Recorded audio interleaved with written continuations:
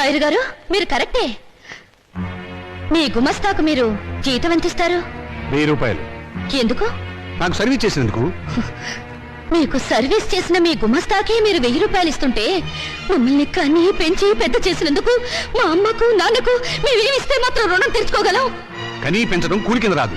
ఎందుకు రాదు? తల్లిదండ్రులు వాళ్ళ కామం తీర్చుకోవడానికి ఏకమవుతారు. ఏకమైనప్పుడు మేమెందుకు పుట్టాలి?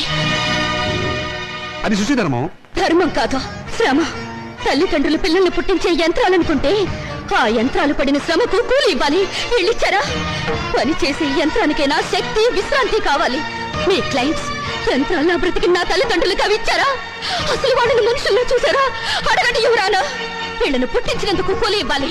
9 నెలలు మోసిన మా అమ్మ కూలి ఇవ్వాలి. మా నాన్న నిద్ర పంచినందుకు దానికి రేటు కట్టాలి. అమ్మ దగ్గర తాగిన పాలకు, వాళ్ళు పెట్టిన కష్టాలకు, కడుపు మంటకు